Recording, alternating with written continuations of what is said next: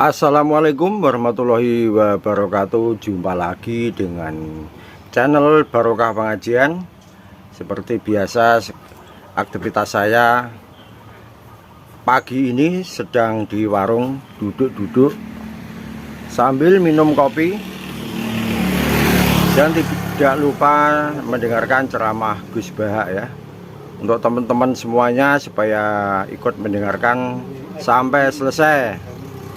Langsung ke inti videonya. Bismillahirrahmanirrahim. Mulai. Bismillahirrahmanirrahim. Alhamdulillahirabbil alamin. Wassalatu wassalamu ala asyrafil mursalin.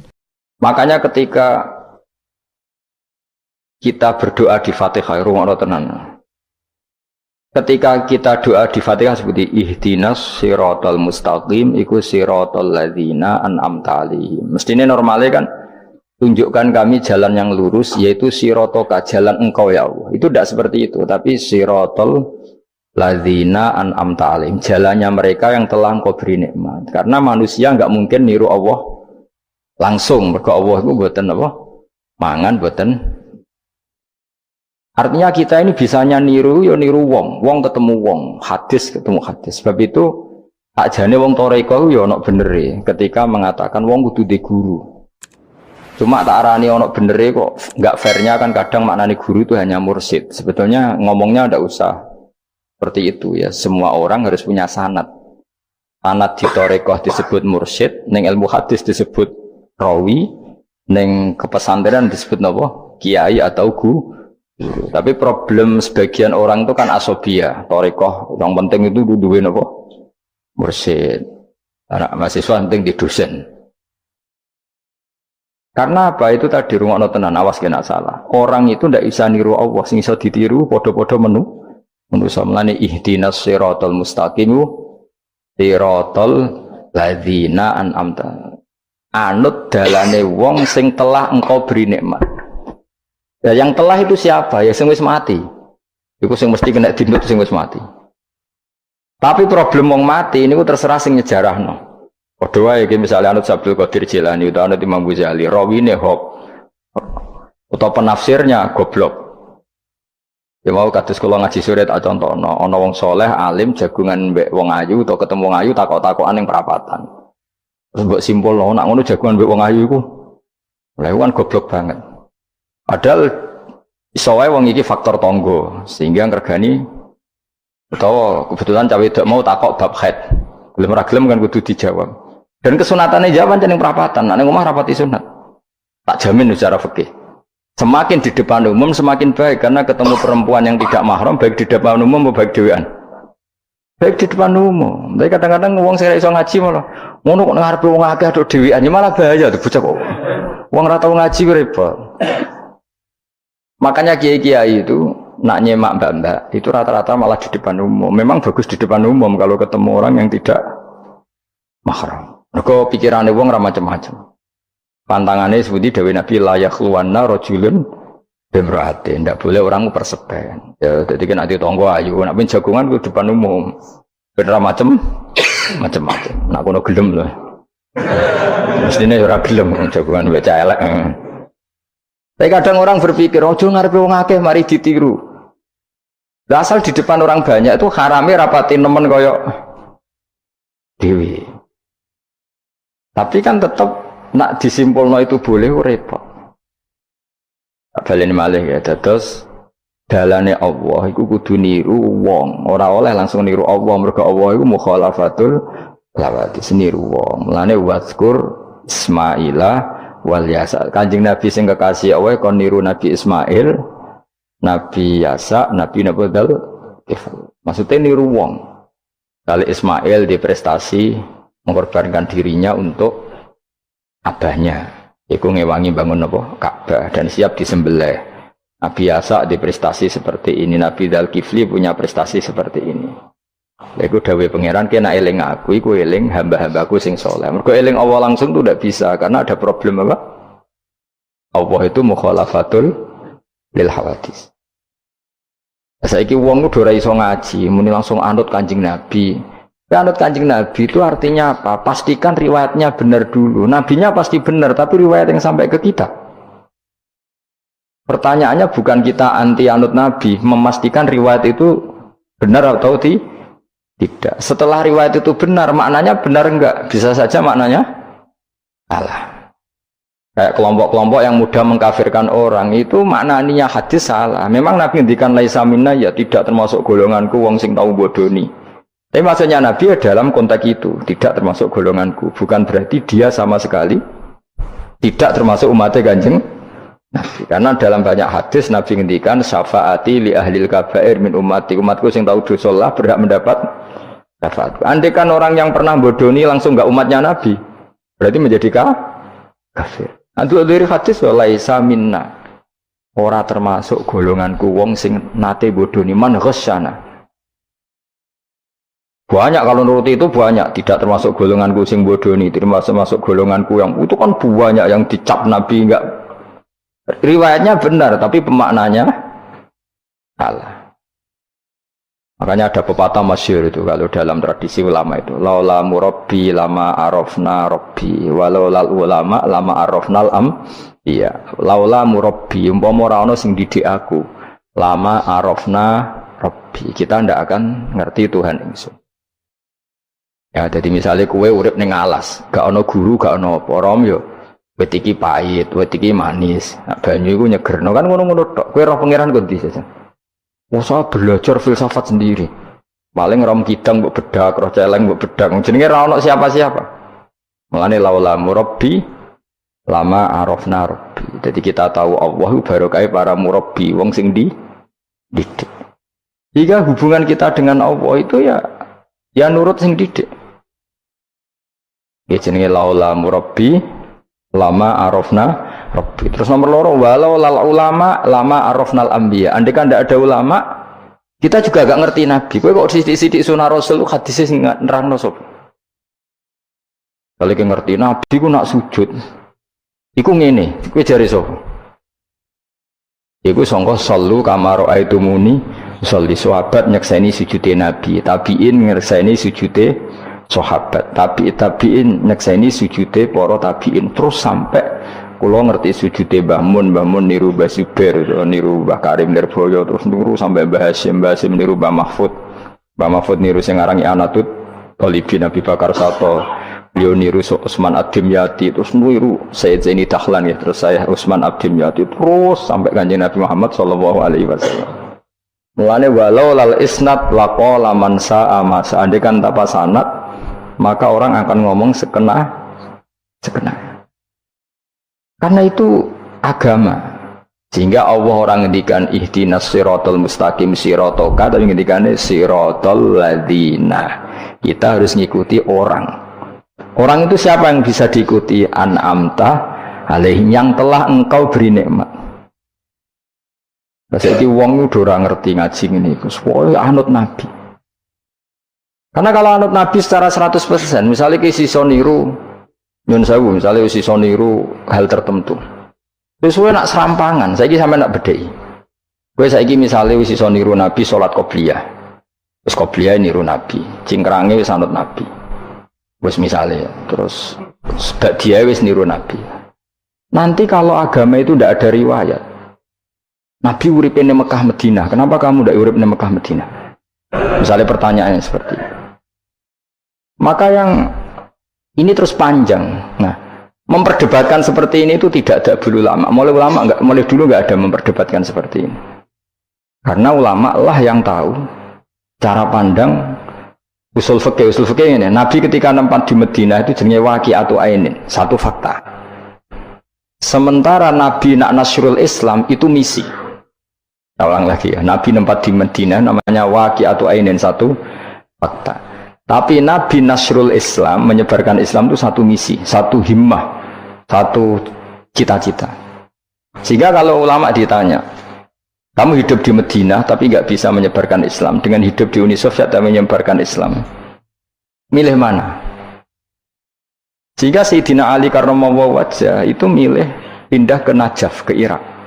Karena beliau menganggap Madinah sudah cukup aman Islamnya, aman peradabannya. Beliau ingin menyebarkan Islam di bawah kemana? Kufah, yaitu tenggene Najaf.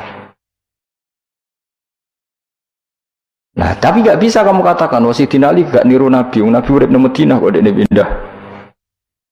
pindah Budi Irak.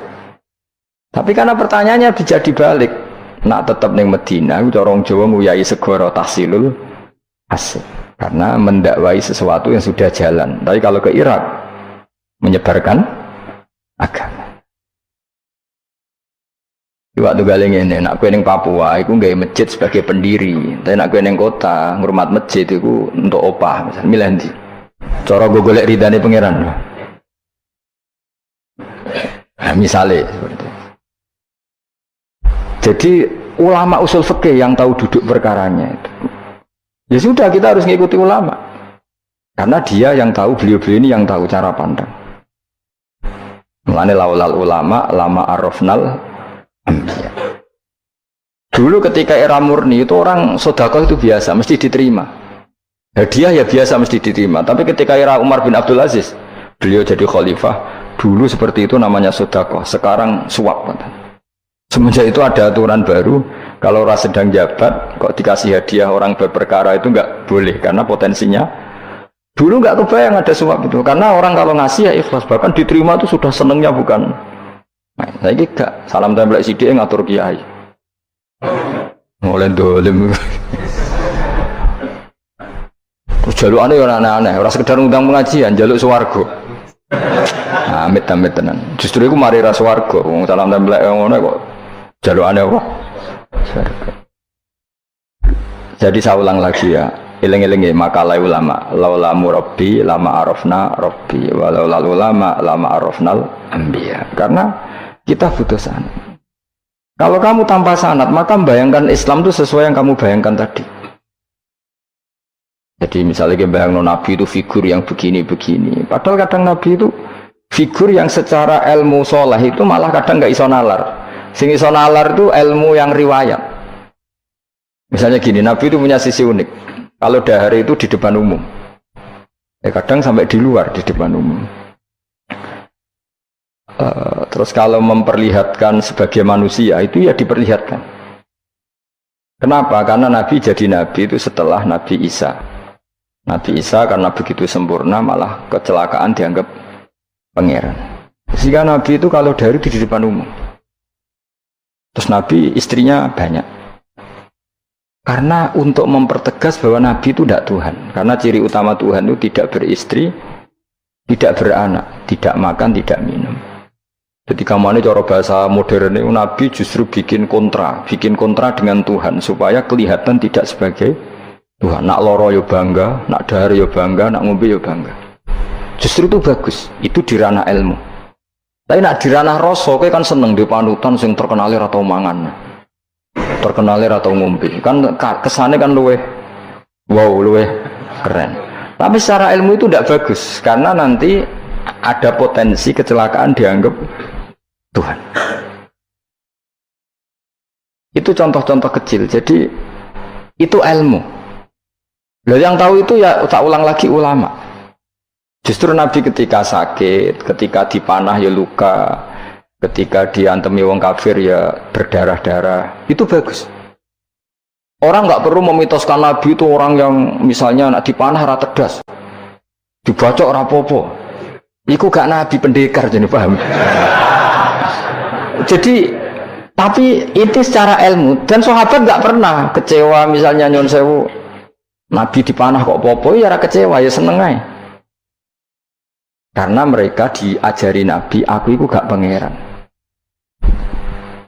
Nah, ini saya cerita. Jadi andai kan agama itu tidak berdasar sanad, tidak berdasar ilmu, maka orang akan menghayalkan agama dengan pikirannya sendiri. Itu kan seperti orang idolakan Gajah Mada, wah Gajah Mada terlalu sempurna sampai musno, jadi gak ada kuburan nih, baliknya neng langit, soalnya itu dintilah musno terus macam-macam. Nah bayangkan kalau agama disepertikan itu, betapa bahayanya. Makanya agama itu butuh apa? Sanad. Karena sanad ini yang menjaga konstitusi apa? Agama. Makanya eling-elingin apa? Laulal ulama lama arafnal anbiya walau la murabbi lama arafna rabbi. Kita tidak pernah tahu Tuhan kecuali. Nah maka guru ini posisinya kuat sekali. Saking kuatnya posisi guru, Ya guru yang seperti ini, sampai ada pepatah tadi, man ta'allama bila sayhin fasehu setan. Orang belajar tanpa guru berarti gurunya itu setan. Karena ekstrimnya guru, ekstrim orang tanpa guru itu. Nah kemudian terus mulai ada dominasi. Orang toreko hanya nganggap itu mursyid, mahasiswa hanya nganggap itu dosen misalnya. Terus di tradisi ilmu itu guru. Sebetulnya itu tidak itu semua, yaitu bagian dari itu, tapi tidak itu semua. Yang penting itu ada sanad. Jika cara pandang itu tadi, Nabi di Medina itu waqi'atu ainin, satu fakta sosial. Meskipun dengan segala fadhailul Madinah, tetap itu satu fakta sosial. Bukannya Rasulullah terbanyak hidup di Kufah. Mulai Sayyid alim-alim di Kufah, setelah itu pindah ke Yaman. Apakah pindah ke Yaman itu berarti meninggalkan tempat gaya Rasulullah? Tidak seperti itu. Tapi ciri utama Nabi itu dakwah dan nasrul ilm. Dan yang butuh zaman itu Yaman ya ke Yaman, yang butuh itu ke Indonesia ya ke Indonesia. Nah, andai kan sunnah Rasul dimaknai secara sepihak, kudu urip ning Madinah. Berarti orang Islam sekali gak ning Madinah gak dianggap sunnah Rasul. Wah, kan terus panjang jadinya. Makanya terus ada ilmu, yaitu namanya usul fikih. Usul fikih itu yang ngatur itu semua, yang bisa menganalisis. Caranya gampang saja. Zaman Nabi Sugeng itu sudah nyuruh Sayyidina Ali ke Yaman, disuruh dakwah ke Yaman. Beberapa sahabat disuruh ke daerah-daerah terpencil. Artinya apa? Andai kan yang ditempati Nabi Madinah itu jadi sentral, harus orang di Madinah, Nabi tidak akan menyuruh orang keluar dari. Tapi nyatanya mereka disuruh keluar demi kepentingan dakwah. Berarti keluar dari Madinah itu bukan meninggalkan sunnah Rasul. Akhirnya terus jadi ilmu. Makanya terus dibedakan mana waqi'atu ainin, mana yang misi. Tentu didahulukan apa? Misi atau himmah. Jadi itu harus ada ilmunya, memang seperti itu. Misalnya termasuk yang paling terkenal saya contohkan berkali-kali, Nabi itu kalau sedekah ya pakai tamar, kalau uang ya pakai dinar. Tapi ilmu kita tahu maknanya itu adalah alat tukar. Hingga di Indonesia kita sedekah pakai rupiah. Kalau Nabi pakai tamar, kita ganti beras karena maknanya kut, makanan pokok. Oh kok pepeh niru Nabi. Lagi niru Nabi saiki berarti sedekah rupiah, gak niru Nabi. Nabi gak pernah sedekah pakai rupiah, tapi pakai apa? Dinar. Nah itu terus ada ilmunya. Yaitu disebut ada ilmu waqi'atu ainin. Kebetulan Nabi orang Mekah, maka sedekahnya pakai dinar. Di era itu orang Mekah seringnya dahar kurma. Terus itu semua dimaknani kut sama alat tukar, apa? Kut sama alat tukar. Sekarang alat tukar rupiah ya berarti sedekahnya rupiah. Kalau zakatnya dulu makanan pokok di Mekah, ya kita zakat pakai makanan pokok di Indonesia, maknanya beras. Itu ya ulama lagi yang tahu, itu ulama. Lane lengi-lengi ihdinas siratal mustaqim, siratal ladzina, jalannya mereka yang telah engkau beri nikmat. Karena kalau langsung ada apa? Harus Kanjeng Nabi misalnya, itu sanatnya gimana coba? Misalnya sholat madhep Ka'bah, itu ya sudah kita anut Nabi, sholat itu madhep Ka'bah. Tapi zaman Nabi teng Medina itu luas masjid Medina itu sudah lebih dari luasnya Ka'bah. Geleng-geleng. Dina ana wong fanatik Ka'bah itu, fanatik presisi Ka'bah itu rapati ngaji. Zaman Nabi Sugeng itu luas masjid itu sudah lebih luas ketimbang Ka'bah. Ka'bah itu hanya 18 kali 16 meter. Saya rungokno 16 sampai 18 meter diameternya itu. Berarti kalau ingin kenceng Ka'bah, semua masjid harus luas maksimal itu 18 meter. Karena kalau masjid itu 50 meter, berarti ujung yang sana sampai sana itu sudah tidak center Ka'bah. Kalau ingin center harus bentuk U. Iya kan? Kalau Ka'bah itu 18 meter, kalau ingin kenceng Ka'bah berarti masjid semua harus berapa luasnya? 18 meter. Nanti kalau 50 meter yang ujung sana sama ujung sana, bodoh Utopia, bodoh. Tapi zaman Nabi Sugeng itu masjid di Medina itu sudah lebih luas ketimbang diameter. Itu menunjukkan bahwa madhep Ka'bah itu tidak harus persis Ka'bah untuk jarak yang jauh, cukup jihah itu namanya arah. Ya terus seperti itu. Lagi-lagi lalu lama arafnal ambiya. Kemudian nasah mansuh. Kalau sampean belajar textbook, Nabi Ibrahim bojone akeh, Nabi Dawud bojone akeh, Nabi Sulaiman apa meneh. Kowe langsung anut. Ya tidak bisa, ulama yang tahu ini syariat yang sudah mansukhoh, sudah dihapus ketentuannya. Ya begitu terus seterusnya. Ngilangin najis ya begitu, terus ngelola anak ya begitu, semuanya.